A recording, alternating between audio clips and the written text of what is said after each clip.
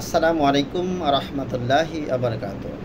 সম্মানিত বাকসাবাইদ এলাকাবাসী, আপনাদের সাথে আমি কয়েকটি বিষয় শেয়ার করতে চাই। সম্মানিত এলাকাবাসী, আমাদের বাকসাবাইদ গ্রাম একটি আদর্শ গ্রাম। আমাদের পাশাপাশি যে কয়েকটি গ্রাম রয়েছে, যেমন আবুয়ারপাড়া, চাংপাড়া, শিমুলচারা, দহেরপাড়, এই কয়েকটি গ্রামের মধ্যে আমাদের বাকসাবাইদ গ্রাম আমি মনে করি একটি আদর্শ গ্রাম। শিক্ষা, চাকরিজীবী, প্রবাসী সকল দিক দিয়ে একটি আদর্শ গ্রাম হচ্ছে আমাদের এই বাকসাবাইদ গ্রাম। আর এই আদর্শ গ্রামকে আরও কিভাবে ভালো করা যায় সেদিকে আমাদের এটি লক্ষ্য করা উচিত। সুপ্রিয় শ্রোতা, বর্তমানে একটি বিষয় লক্ষ্য করা যাচ্ছে যে আমাদের বাকসাবাইদ গ্রামের তরুণ ছেলেবেলে যারা এখন বাড়িতে রয়েছে, পড়াশোনা করছে, যেমন যারা হচ্ছে যে ক্লাস 6 থেকে শুরু করে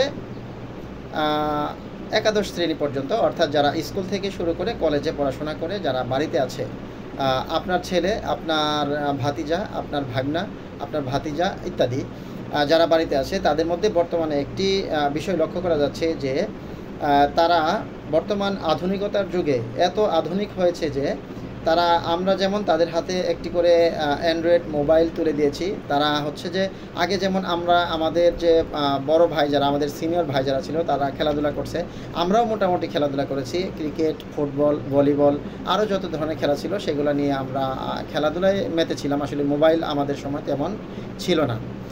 বর্তমানে যেটি লক্ষ্য করা যাচ্ছে যে বর্তমান সময়ে আমরা যেমন তাদের হাতে একটি করে অ্যান্ড্রয়েড সেট তুলে দিচ্ছি, তারা হচ্ছে এই মোবাইলের প্রতি আসক্ত হয়ে যাচ্ছে। তারা মোবাইলে ভিডিও গেম যেমন হচ্ছে পাবজি, ফ্রি ফায়ার, বিভিন্ন ধরনের যে খেলা আছে সেগুলো খেলে যাচ্ছে।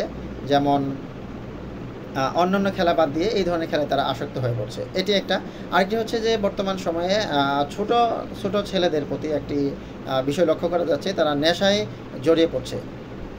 এখন এইখান থেকে আমাদের পরিত্রাণের উপায়, আমার কাছে মনে হচ্ছে পরিত্রাণের উপায় হিসেবে আমি 5টি টিপস দিতে পারি আপনাদেরকে।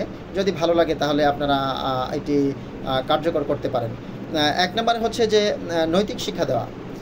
আপনার ছেলে, আপনার মেয়ে, আপনার ফ্যামিলি যারা আছে, আপনার ভবিষ্যৎ প্রজন্ম যারা আছে, তাদেরকে যদি আমরা নৈতিক শিক্ষা, যেটি হচ্ছে আমরা যেহেতু মুসলমান, আল্লাহর দেওয়া বিধিবিধান অনুযায়ী জীবনকে পরিচালিত করা উচিত এবং কি করতে হবে আমাদেরকে, এটি বাধ্যতামূলক। আমরা যদি মুসলমান হয়ে, যারা মুসলমান আছি তাদের জন্য, তাহলে এখানে তাদেরকে নৈতিক শিক্ষা দেওয়া, এটা হচ্ছে যে তাদেরকে কোরআন শিক্ষা দেওয়া, তাদেরকে তাদের যাদের 7 বছর বয়স হয়েছে তাদেরকে নামাজের তাগিদ দেওয়া, তাদেরকে একসাথে নিয়ে নামাজ পড়া। আমরা নিজেরাও নামাজ পড়বো, আমরা যারা গার্ডিয়ান আছি, এবং কি বাচ্চাদেরকেও নিয়ে নামাজে উৎসাহিত করবো, এবং কি বাধ্যতামূলক এটি নামাজ অবশ্যই তাদেরকে উৎসাহিত করতে হবে এবং কি নামাজ পড়তে নিয়ে যেতে হবে, সাথে নিয়ে যেতে হবে। আগে নিজেকে পড়তে হবে, তারপর তাদেরকে সাথে নিয়ে নামাজে যেতে হবে।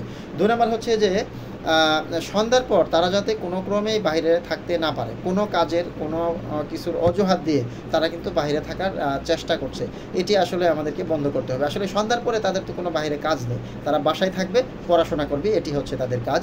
আর 3 নম্বর হচ্ছে যে টাকা পয়সার একটা বিষয় আছে, যে আমরা যারা প্রবাসে থাকি অথবা আমরা যারা ঢাকায় থাকি, তারা হচ্ছে যে আমাদের যে ফ্যামিলির ছেলে অথবা ছোট ভাই, ভাগনা, ভাতিজা, তাদেরকে দিয়ে কিন্তু আমরা বিভিন্ন সময় আমাদের যে ফ্যামিলির বাজার খরচ, বিভিন্ন কাজ করে থাকি।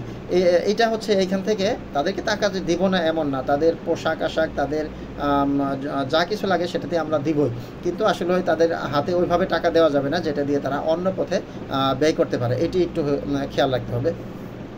আর 4 নম্বর হচ্ছে যে কাদের সাথে চলাফেরা করে, এটি একটু খেয়াল রাখতে হবে, যে আসলে আপনার ছেলে, আপনার ভাতিজা, আপনার ছোটো ভাই, আপনার ভাগিনা, সে কার সাথে চলাফেরা করতেছে।